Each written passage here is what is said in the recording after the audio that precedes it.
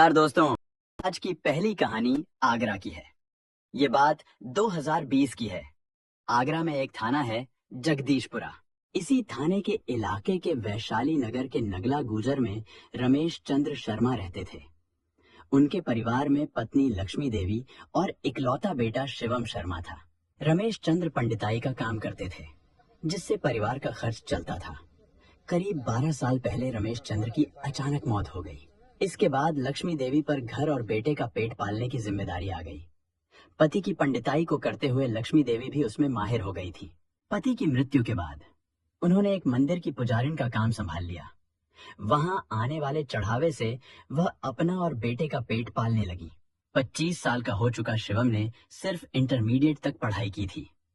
उसने कुछ दिन एक कपड़े की दुकान पर काम किया, लेकिन फिर उसे छोड़ दिया। बेरोजगारी की वजह से वह दिन बिता रहा था और जो कुछ भी उसकी माँ लाती उसी में उसका गुजारा हो जाता। सब कुछ ठीक ठाक चल रहा था। 6 मार्च की रात 11 बजे जब शिवम घर वापस लौटा तो उसने देखा कि घर का दरवाजा खुला हुआ है। अंदर जाकर उसने अपनी माँ लक्ष्मी देवी को मरी हुई हालत में पाया। यह देख वह घबराया और तुरंत जगदीशपुरा थाने को माँ की मौत की सूचना दी। सूचना मिलने पर इंस्पेक्टर राजेश कुमार अपनी टीम के साथ घटनास्थल पर पहुंचे। उन्होंने लक्ष्मी देवी की लाश का निरीक्षण किया और देखा कि शरीर पर किसी प्रकार के चोट के निशान नहीं थे। इससे यह साफ हुआ कि हत्या गला घोंटने से की गई थी। इंस्पेक्टर राजेश कुमार ने शिवम से पूछताछ की तो उसने बताया कि वह घर पर नहीं था और जैसे ही वह घर लौटा अपनी मां को इस हालत में पाया। शिवम ने बताया कि घर में किसी अजनबी के घुसने की शक के चलते उसने पुलिस को सूचना दी। इंस्पेक्टर राजेश कुमार को एक बात बहुत अजीब लगी।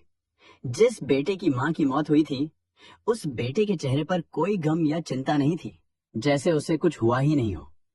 यह देखकर उन्हें थोड़ा शक हुआ, लेकिन उनके पास कोई ठोस सबूत नहीं था जिससे वो शिवम को आरोपी बना सकें। फिर उन्होंने लाश को पोस्टमार्टम के लिए भेज दिया और थाने आकर हत्या का केस दर्ज कर लिया। पोस्टमार्टम रिपोर्ट में पता चला कि लक्ष्मी देवी की मौत दम घुटने से हुई थी और उनकी मौत घटना के लगभग 5 घंटे पहले हुई थी। फिर इंस्पेक्टर ने शिवम के मोबाइल की कॉल डिटेल्स निकाली। उन्होंने देखा कि घटना के वक्त शिवम की लोकेशन उसके घर की ही थी। सबसे बड़ी बात यह थी कि शिवम और एक लड़की के बीच रात भर फोन पर बहुत बार बातें हो रही थी। जब लड़की का नंबर चेक किया गया तो पता चला कि वो भी घटना के वक्त शिवम के घर के पास थी। फिर 8 मार्च 2020 को इंस्पेक्टर राजेश कुमार ने शिवम और उस लड़की को गिरफ्तार कर लिया।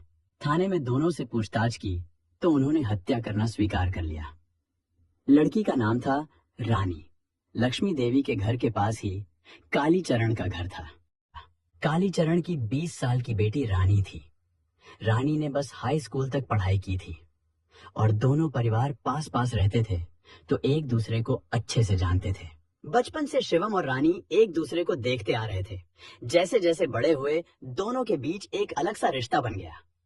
किशोरावस्था से निकलकर जब वे जवान हुए तो दोनों के दिलों में कुछ अलग ही महसूस होने लगा। शिवम की माँ जब मंदिर चली जाती तो घर में शिवम अकेला रह जाता था। ऐसे में रानी मिलने के लिए अक्सर शिवम के घर आ जाती थी। वहां दोनों घंटों तक बात करते, प्यार भरी बातें करते और एक दूसरे के साथ समय बिताते। यह सब धीरे धीरे उनका खास समय बन गया। धीरे धीरे दोनों में शारीरिक संबंध बन गए। दोनों एक दूसरे से बहुत प्यार करते थे और शादी करके साथ रहने का ख्वाब देखते थे। लेकिन यह मुश्किल था क्योंकि वे एक ही जाति के नहीं थे। शिवम को पता था कि उसकी मां लक्ष्मी देवी कभी भी उसे दूसरे जाति की लड़की से शादी करने नहीं देंगी। लक्ष्मी देवी तो धार्मिक थी और पुजारिन होने के कारण वो ऐसे रिश्ते को कभी मंजूर नहीं करती। शिवम को अपनी मां के ख्यालों का पूरा अंदाजा था और वो जानता था कि इस रिश्ते के लिए वो कभी भी हाँ नहीं कहेंगी। शिवम के दिमाग में बहुत उलझन हो गई थी। अब उसे समझ नहीं आ रहा था कि क्या करे। आखिरकार उसे एक ही रास्ता सही लगा। उसने सोचा कि आर्य समाज मंदिर में जाकर रानी से शादी कर ले और फिर दोनों कहीं दूर नई जिंदगी की शुरुआत करें।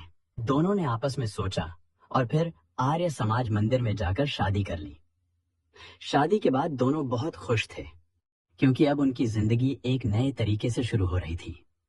लेकिन जब शिवम ने अपनी मां लक्ष्मी देवी से रानी के साथ शादी करने की बात की तो लक्ष्मी देवी ने उसे बहुत खरी खोटी सुनाई। इसके बाद माँ बेटे के बीच रोज इस बात पर झगड़ा होने लगा दूसरी तरफ रानी के घर वालों ने उसका रिश्ता किसी और से पक्का कर दिया। रानी अब घबरा गई थी। एक ओर तो उसकी शादी तय हो रही थी और दूसरी ओर शिवम की माँ उसे अपनाने को तैयार नहीं थी। फिर दोनों ने सोचा कि घर से भागकर कहीं और अपनी जिंदगी बसानी चाहिए। लेकिन शिवम के पास कोई काम नहीं था और घर में जो कुछ भी पैसे गहने थे उन पर उसकी नजर थी। उसने तय किया कि वह चोरी से घर के पैसे और गहने निकालकर रानी के साथ भाग जाएगा। 6 मार्च 2020 की शाम 5:30 बजे लक्ष्मी देवी मंदिर गई हुई थी और घर में शिवम अकेला था। उसने रानी को बुला लिया और घर में रखे पैसे और गहने निकालने लगा। तभी अचानक लक्ष्मी देवी घर लौट आई। शिवम को अपनी माँ की आवाज सुनकर झटका लगा और वह घबराते हुए खड़ा हो गया। रानी भी पास खड़ी थी। 6 मार्च 2020 की शाम जब लक्ष्मी देवी मंदिर से वापस आई तो उन्होंने देखा कि शिवम और रानी घर में रखे पैसे और गहनों को निकालने में लगे हुए थे। यह देखकर वह भड़क गईं और शिवम को बुरा भला कहने लगी। उन्होंने कहा कि वह पुलिस को फोन करके दोनों को जेल भिजवा देंगी ताकि उन्हें सजा मिल सके। यह सुनकर शिवम और रानी घबरा गए। शिवम ने महसूस किया कि यह वक्त कुछ करने का है। उसने अपनी माँ का मोबाइल छीन लिया और उन्हें बिस्तर पर गिरा दिया।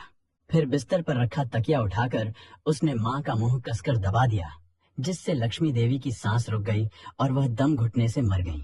शिवम को अब यह समझ नहीं आ रहा था कि वह क्या करे। उसने रानी को उसके घर भेज दिया और खुद मकान के मेन गेट में ताला लगाकर भावना एस्टेट चला गया। वहां वह एक चाय की दुकान पर बैठकर समय बिताने लगा। इस दौरान उसने रानी से कई बार फोन पर बात की। चाय की दुकान पर वह लगभग 5 घंटे बैठा रहा। रात को 11 बजे वह घर लौटा और फिर उसने जगदीशपुरा थाने को कॉल करके अपनी मां की मौत की सूचना दी।